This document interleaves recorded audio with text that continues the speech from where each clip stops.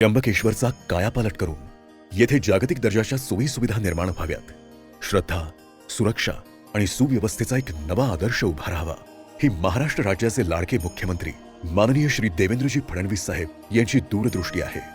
आणि त्यांच्याच संकल्पनेतून आणि दूरदर्शी मार्गदर्शनाखाली अध्यात्माला आधुनिकतेची आणि परंपरेला सुरक्षिततेची समर्थ जोड देणारा दर्शन पथ हा महत्वाकांक्षी प्रकल्प महाराष्ट्र शासनातर्फे साकारला जात आहे. दर्शन पथ मंदिर परिसर मोकळा करून प्रशस्त अंगणे आणि सुंदर नक्षीकाम केलेले कव्हर कॉरिडॉर विकसित करत आहोत. शिवदर्शन संकुल श्री गोरक्षनाथ मठाच्या 5 एकर विस्तीर्ण जागेवर नियोजित हे 2 मजली दर्शन संकुल एकाच वेळी 9000 भाविकांची क्षमता असलेल्या या वास्तूत एकूण 14 भव्य सभागृहे प्रस्तावित असून तळमजला सशुल्क तर पहिला मजला विनामूल्य दर्शनासाठी समर्पित असेल. तसेच प्रतीक्षा हॉलमध्ये आरामदायी बैठक व्यवस्था, पेयजल, हिरकणी कक्ष आणि आपत्कालीन वैद्यकीय सुविधा अशा सर्व सोयी एकाच छताखाली उपलब्ध असतील.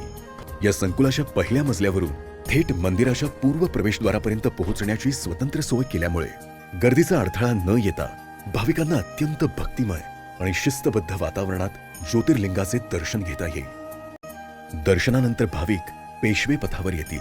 येथे इंटरप्रिटेशन सेंटरच्या माध्यमातून त्र्यंबकेश्वरचा इतिहास आणि ज्योतिर्लिंगांचे महात्म्य मांडले जाईल. परतीच्या प्रवासात नदीकाठी विकसित केलेले सुंदर घाट, विलोभनीय शिवोद्यान आणि सुव्यवस्थित शॉपिंग आर्केड भाविकांना एक सुखद आणि संस्मरणीय अनुभव देईल. नारायण नागबली आणि इतर महत्त्वाच्या विधीसाठी 2 एकर जागेवर भव्य विधी भवन साकारले जात आहे. कुशावर्त कुंड ते मंदिर या ऐतिहासिक शाही मार्गाचे प्राचीन मंदिर स्थापत्य शैलीनुसार पुनरुज्जीवन केले जात आहे. या प्रकल्पाचे सर्वात मोठे वैशिष्ट्य म्हणजे त्याची उभारणी ही त्र्यंबकेश्वर मंदिराच्या प्राचीन परंपरेला साजेशा अशा ब्लॅक बासाल्ट स्टोन आणि पारंपरिक मंदिर वास्तुशैलीत केली जाणार आहे. महाराष्ट्र शासनातर्फे राबवण्यात येणारा हा प्रकल्प म्हणजे भक्ती, सुरक्षा आणि नियोजनाचा एक अपूर्व संगम आहे. कुंभमेळ्याच्या पार्श्वभूमीवर सज्ज होणारे हे नवीन त्र्यंबकेश्वर प्रत्येक भाविकाचा प्रवास सुखकर, सुरक्षित आणि आध्यात्मिक समाधानाने परिपूर्ण करेल.